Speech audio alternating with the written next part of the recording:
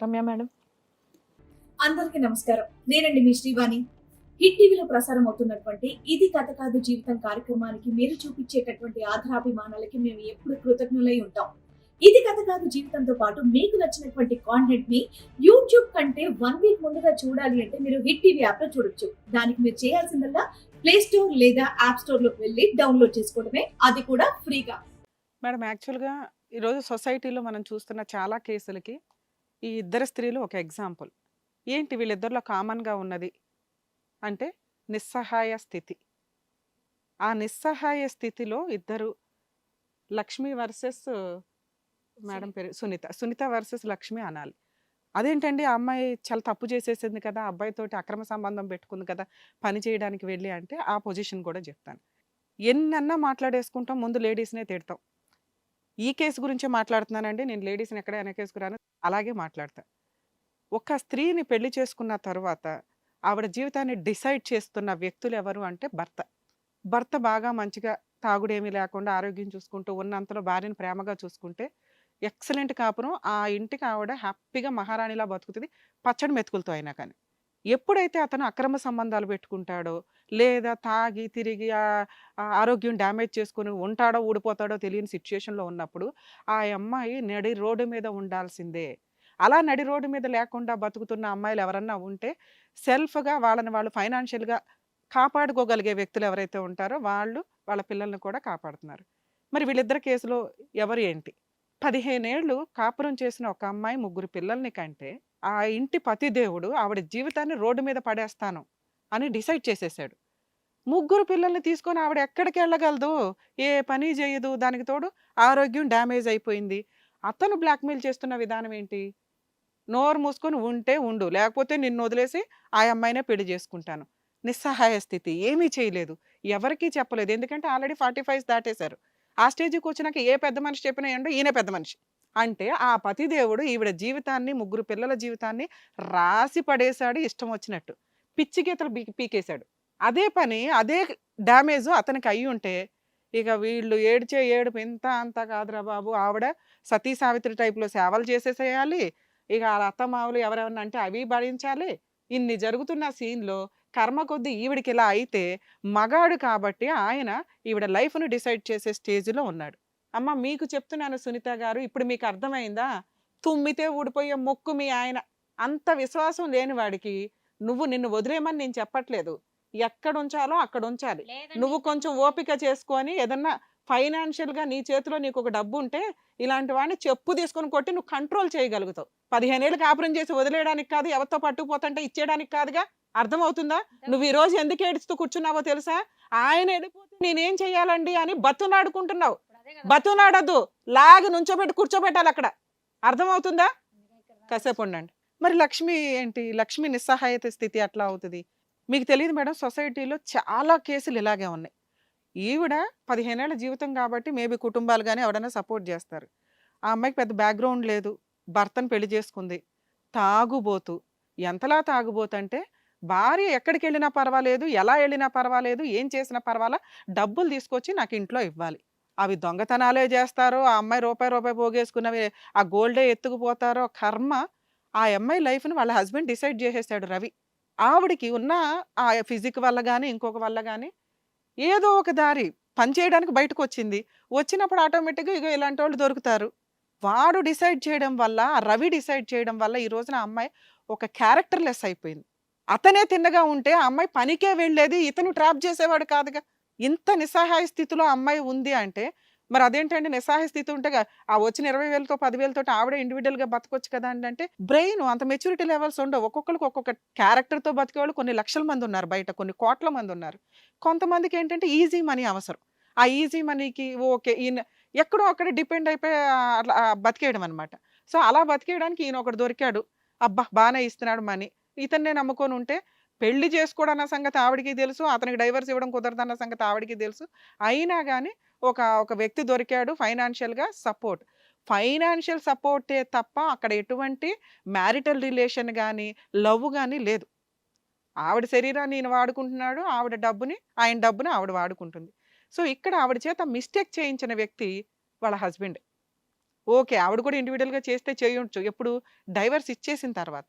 పోనీ ఆ డబ్బన్నా ఆవిడ తీసుకుందా అంటే, ఎవరు తీసుకున్నారంటే ఫైనల్‌గా రవి. ఏంటి వీళ్ళ కాంట్రాక్టు? బాబు 2, 3 ఇయర్స్ మీ ఆవిడ పని చేయాలి. సార్ నెలకి 20,000 చొప్పున ఇంత కౌంటింగ్ అయిందండి. ఒకవేళ మీరు బల్క్‌గా ఒకేసారి ఇచ్చేస్తే, మేము ఆటోమేటిక్‌గా దానికి సంబంధించి కొంత అమౌంట్ తగ్గిస్తాం. ఇది మాట్లాడుకున్నారు. ఈయన ఆశ ఏంటి? ఆల్రెడీ ఆ అమ్మాయి పెటపెటలాడుతా దొరికింది. ఆహ్, ఆయనకున్న ప్లాన్ ఆయనకు బ్రెయిన్‌లో ఉంటది కదా! ఈ ఇంటి పని, వంట పనితో పాటు వంటి పని కూడా చేయించుకుందామని ఆయన ప్లాన్ చేశాడు. అయిపోయాయి. తీసుకెళ్ళి ఆయనకి డబ్బులిచ్చాడు. ఆ డబ్బులు వాళ్ళకున్న బుద్ధి అది కదా! సొంత పెళ్ళాన్నే తాకట్టు పెట్టినోడు ఫైనాన్షియల్ విషయంలో ఖాళీగా ఎందుకుంటాడు? 5,00,000 వాడి పడేశాడు. మళ్ళీ తయారయ్యాడు. ఇంకో మా ఆవిడ ఇంకా కంటిన్యూ అవ్వాలంటే 2,00,000 అని. ఇప్పుడు బాగైపోయిందిగా. ఇక్కడ బాగయినప్పుడు ఇప్పుడు వీళ్ళలో క్రుయాలిటీ స్టార్ట్ అయింది. అతన్ని పెళ్లి చేసుకుంటానండి ఇవన్నీ డ్రామా. ఎందుకంటే వాళ్ళిద్దరి మధ్య ఉన్న రిలేషన్స్‌కి ఖచ్చితంగా అమ్మాయి దగ్గర ఏవో ఫోటోస్ ఏవో ఉండే ఉంటాయి. వాటిని అడ్డు పెట్టుకొని వాళ్ళేదైనా బ్లాక్‌మెయిల్ చేస్తే చెయ్యాలి ఇయన్నీ. ఇన్ కేస్ అవి లేకపోతే హ్యాపీ. ఇక వీళ్ళు రాసుకున్న ఆ 5,00,000 ఏదైతే ఉందో ఆ అమ్మాయి సర్వీస్ నిమిత్తం ఇచ్చినట్టే. కుదిరితే ఇంకేదైనా ఫైన్‌గా ఆయన ఏదైనా ఇవ్వాల్సొస్తదేమో తప్ప, ఎందుకంటే వాళ్ళ దగ్గర ఏమున్నాయి ఇంతవరకు ఆళ్ళు నోరు తెరిస్తే అబద్ధాలు మాట్లాడుతున్నారయ్యే. ఇంత నోరు తెరిసి మాట్లాడే వాళ్ళకి, ఇంత అబద్ధాలు మాట్లాడుతున్న వాళ్ళతో ఇప్పుడు సేఫ్ సైడ్‌లో ఉండాల్సింది ఎవరు అంటే శ్రీనివాస్ గారు. ఆయనకి కరెక్ట్ పనిష్మెంట్ పడింది. 5,00,000 వదిలిపోయే. భార్య దృష్టిలో కాళ్ళ కింద పడిపోయాడు. క్యారెక్టరే లేదు ఆయనకి. ఏ తలపై ఎత్తుకొని రేపొద్దుట పిల్లలకి "అరే! మీరు ఫోన్‌లు మాట్లాడకండిరా, అమ్మాయిలతో తిరగకండిరా, అబ్బాయిలతో తిరగకండిరా" అని ఎక్కడా తలెత్తుకొని చెప్పుకోలేడు. కాబట్టి క్యారెక్టర్ చాలా ఇంపార్టెంట్ ఎవరికైనా. అది అబ్బాయన్నా, అమ్మాయన్నా, తండ్రన్నా, భార్యన్నా ఎవరైనా పోయిందే అనుకో, ఎవడికి ఎవడు చెప్పుకోలేరు. ముగ్గురు పిల్లల్ని ఏ సమాధానం చెప్తామనుకుంటున్నాడో శ్రీనివాస్ గారు అనుకోలే. ఇప్పుడు పైగా మనం అడిగినప్పుడు ఎంత డ్రామా మాట్లాడేసాడండి. అసలు నాకు సంబంధమే లేదండి. అసలు ఆ అమ్మాయి ఎవరు పనే చేసింది నాకు ప్రొసీడింగ్స్ మాట్లాడుతున్నప్పుడు ఉందండి సంబంధం. తర్వాత 5,00,000 ఇచ్చానండి. ఆ తర్వాత 2,00,000 డిమాండ్ చేస్తున్నారండి. అయిపోయిందా?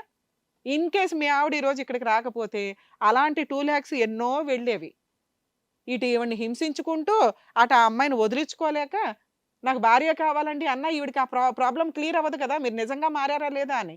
ఇప్పుడు అర్థమవుతుందా శ్రీనివాస్ గారు మీరు ఎంత తప్పు చేశారో? 15 ఏళ్ల జీవితాన్ని మీరు నడి రోడ్డు మీదకి తీసుకొచ్చారు. ఏంటంటే ఆవిడ నిస్సహాయిత ఏమీ చేయలేదు. ఇలాంటి అమ్మాయిలు ఎవరన్నా గాని 15 ఏళ్ళు, 20 ఏళ్ళు భర్తతో కాపురం చేసిన వాడు తీసుకెళ్ళి నేను వేరే దాంతో ఉంటాను. మీ ఇష్టం వచ్చినట్టు ఉంటే ఉండండి. లేకపోతే దొబ్బేయండి అంటే వెళ్ళకండి. ఓన్ హౌసెస్, ప్రాపర్టీస్ ఏమన్నా ఉంటే అవి ఆక్యుపై చేసుకోండి. మీ హక్కు. ఎందుకంటే ఇన్ని సంవత్సరాలు సముద్రం దాటేసి రోడ్డు మీదకి పోండి అంటే కోర్టుల చుట్టూ తిరగడానికి కాదు. ఆ తర్వాత వేయాల్సిన కేసులు వేయండి. అవి ఇప్పుడప్పుడే తేలవు. తిక్క అణిగిద్ది వాళ్ళకి. అరే భార్యని ముగ్గురు పిల్లల్ని వదులుకొని కోర్టుల చుట్టూ తిరగడం అంటే ఆ మెయింటెనెన్స్‌లు కట్టడం కంటే భార్య కాళ్ళు పట్టుకోవడం బెటర్ అని ఫైనల్‌గా వస్తారు. సూసైడ్‌లకెళ్ళిపోవడం, భర్త ఏం చేస్తాడో అని బాధపడడం దయచేసి ఇవి చేయకండి. శ్రీనివాస్ గారు ఇప్పుడు మీ గురించి మాట్లాడాలా. మీరే మాట్లాడాలా. మేము మాట్లాడడం కాదు. ఏం చేద్దాం ఈ కేసులో? చెప్పండి మేడం. ఆ అమ్మాయిని మేము చెప్పడం ఏమిటి? నువ్వు చెప్పాలా? ఆ అమ్మాయిని ఉంచమంటావా? వద్దు పంపించేయమంటావా? పంపించేయండి. ఆ అమ్మాయి ఊరుకోదు. పోలీస్ స్టేషన్‌లో కేసేస్తది. నా తప్పేం లేదు మేడం. ఇక కావాలని మీ ఆవిడకి మీరు చెప్పేదేంటి? జాగ్రత్తగా చూసుకుంటా. ఏంటి జాగ్రత్తగా చూసేది? సారీ చెప్పండి ఫస్ట్. ఆ పిల్ల జీవితాన్ని నువ్వు దగ్గర దగ్గర 1 ఇయర్ నుంచి ఏడిపిస్తూ ఏంటి సారీ చెప్పేది గోంగూర గడువు నువ్వు? ఇంత జరగాక ఇంకా సారీ చెప్పడం రోడ్డు మీద పడినాక. రోడ్డు మీద పడ్డం ఏంటమ్మా? నువ్వు క్షమించడం అలవాటు చేసుకో. ఇక ఇదే సాధించు మాకు. నువ్వు మేము ఇది చేస్తున్నాం కదా! ఇక్కడ నీ తరపున మేము వాయిస్ రేజ్ చేసి మేము అడుగుతున్నాం. సారీ చెప్పడానికి వచ్చాడు. ఇక నుంచి అలా చేయకండి, అవ్వండి అని నువ్వేదైనా హామీలు తీసుకోవాలి గానీ లెవెల్ పోతావేంటి? మేము చెప్పకపోతే ఇక్కడ దిక్కాడమే లేదు నీ కాపురం నిలబడ్డానికి. పోయినాయి డబ్బులన్నీ పోయినాయి అన్ని. ఫోన్‌లో భర్త అయితే మిగిలాడుగా. సారీ చెప్తున్నాడు విను. ఏం చెప్తావు? నీ కండిషన్స్ ఏంటో అడుగు. సారీ ఇక నుంచి ఎలాంటి ఇంకొకసారి ఆ అమ్మాయితో మాట్లాడొద్దు. ఏ అమ్మాయితోని మాట్లాడొద్దు దయచేసి. వీళ్ళని ఇంకొకసారి రోడ్డు మీద పడేస్తాను అంటే మాత్రం మేము ఊరుకోమండి. మాకు కాల్ చేస్తది. అర్థమవుతుందా? అర్థమవుతుంది. అలా అని మీరు బాండ్ పేపర్ రాసివ్వండి. లక్ష్మి సూపర్. నేను నీ వైపు నిన్నేమి వెనకేసుకొచ్చి మాట్లాడలా. ఇట్లాంటి రవి లాంటి భర్త దొరికిన అమ్మాయిల నిస్సహాయ స్థితి గురించి మాట్లాడాను గానీ నీకు తెలివితేటలు కాస్త ఎక్కువే. బీభత్సమైన తెలివితేటలు. ఏ క్యారెక్టర్ దాచుకోవా? ఎవడికి అమ్ముతావు? ఎంతమందికి అమ్ముతావు? ఒక స్టేజ్ తర్వాత నీకేమన్నా గౌరవం ఉంటుందా? ఎవరి మీద కేసులేద్దాం అనుకుంటున్నావు నువ్వు? ఇప్పటికైనా బుద్ధి వచ్చిందా లేదా నీకు? వచ్చింది మేడం. ఆయనతో పెళ్లి చేసుకుంటావా? మీ ఆయనకి డైవర్స్ ఇస్తావా? ఆవిడకి ఇస్తావో ఇవ్వలేదో నీ ఇష్టం. రవితో ఉంటావా లేదా అనేది నీ పర్సనల్ విషయం అమ్మా. నువ్వు డైవర్స్ తీసుకున్న తరువాత ఏం చేయాలి? ఎవరిని పెళ్లి చేసుకోవాలనేది లీగల్‌గా క్యారెక్టర్‌తో పెళ్లి చేసుకోండి. దయచేసి ఒకళ్ళ ఇళ్లలోకి వెళ్ళి వాళ్ళ నిస్సహాయ స్థితిలో వాళ్ళ హస్బెండ్‌లకి లైన్‌లేసి ఆళ్ళ జీవితాలు నాశనం చేస్తే వాళ్ళ ఏడుపు తగలకుండా ఉండదు. దయచేసి అది గుర్తుపెట్టుకోండి.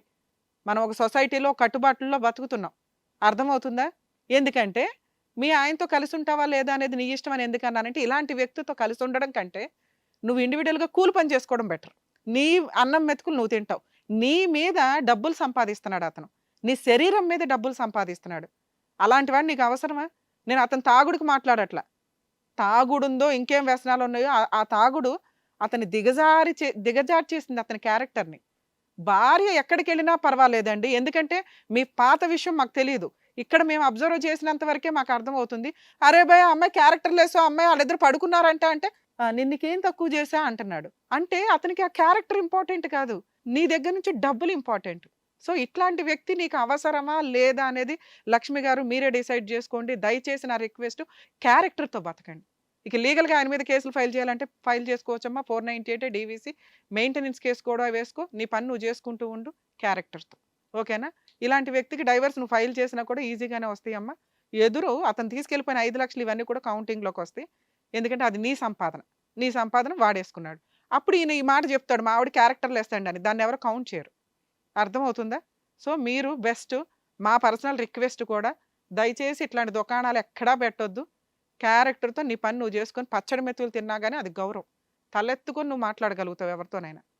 అర్థమవుతుందా? ఆల్ ది బెస్ట్ నాన్న. రవి, నేను నీకేం చెప్పను, నమస్కారం. ఎందుకంటే తాగుతున్నావు, నువ్వేం చెప్పినా మేమేం చెప్పినా నీకు అర్థం కాదు నాన్న. అర్థమైందా? నీకు భార్య వదిలేసినాక అప్పుడు తెలుస్తుంది ఎలా బతకాలి నీ కాళ్ళ మీద నువ్వు అని. లేదా అప్పుడు ఏదో జేబులు కొట్టుకుంటూ ఇవి కొట్టుకుంటూ అట్లా తిరుగుతూ ఉండు. కానీ కోర్టుల చుట్టూ తిరిగినాక క్లారిటీ వస్తుంది లైఫ్ అంటే ఏంటి, ఎలా ఉండాలి అని. కుదిరితే నీ తలరాత ఏదన్నా బాగుంటే తాగుడు మానేయడానికి ట్రై చేయి. మిగతావన్నీ స్టెప్ బై స్టెప్ వచ్చేస్తాయి. అర్థమవుతుందా?